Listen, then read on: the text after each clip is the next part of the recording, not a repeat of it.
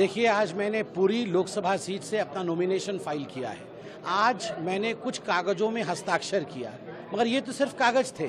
विगत 5 वर्षों में मैंने हृदयों में, दिलों में हस्ताक्षर किया है। 5 वर्ष में यहाँ रह करके मैंने काम किया है।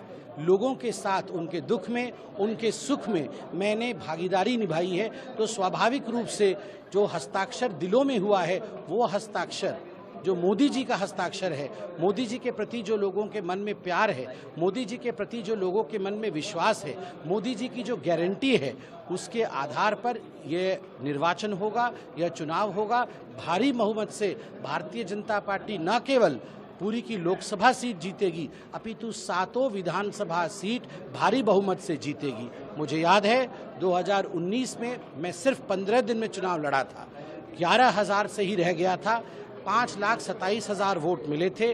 उस समय जब महाप्रभु जी के दर्शन करने गया था और महाप्रभु को देखकर मैं रो पड़ा था और कहा था कि हे भगवान, तुमने अपने भक्त को कैसे हरा दिया, तो मुझे ऐसा लगा मानो अपने हृदय से महाप्रभु मेरे हृदय में कह रहे हैं कि संबित, तुम तपस्या करो, मैं तुम्हारे साथ हूँ, कर्म करो, फल मैं दूंगा।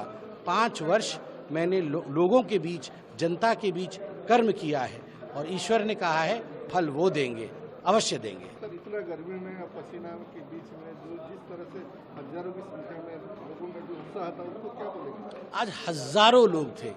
ये कहना अतिशयोक्ति नहीं होगा कि लगभग 1 लाख के आसपास लोग आज सड़क पे उतर गए थे हमारे नॉमिनेशन में। तो मैं तो पहली बात है इन सभी कार्यकर्ताओं का और आम जनता जो आज उतरी थी नॉमिनेशन में, पांव स्पर्श करके, चरण स्पर्श करके मैं उनको प्रणाम करता हूं, उनको धन्यवाद देता हूं। इतनी गर्मी है, इस गर्मी में इस प्रकार से लगभग 50 किलोमीटर का सफ़र तय करके आना, और मैं महाप्रभु को धन्यवाद देता हूं, उन्होंने सभी को सुरक्षित रखा। हमने भी पेयजल, ORS इत्यादि का पूरा प्रबंधन किया हुआ था। जनता जनार्दन का बहुत बहुत धन्यवाद। यह मोदी जी के प्रति उनके प्यार, उनके स्नेह और मोदी गारंटी के प्रति उनके भरोसे को दर्शाता है। सर, उड़ीसा पहले बंगाल, बिहार, उड़ीसा हुआ करता था और उड़ीसा एक अलग राज्य बना, लेकिन आज उड़ीसा का अस्मिता को लेकर जो लड़ाई चल रहा है, उसको लेकर कल प्रधानमंत्री ने कुछ कहा है। स्वाभाविक रूप से यशस्वी प्रधानमंत्री श्री नरेंद्र मोदी जी जब कुछ कहते हैं, बहुत अध्ययन करके कहते हैं, बहुत उसके पीछे कारण होता है, तभी कहते हैं।